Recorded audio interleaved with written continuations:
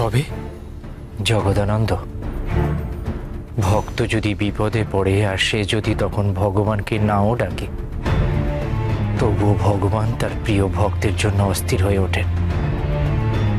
ভগবানের ধর্মই তাই। প্রভু, আপনার কি কোনো ভক্ত বিপাকে পড়েছে?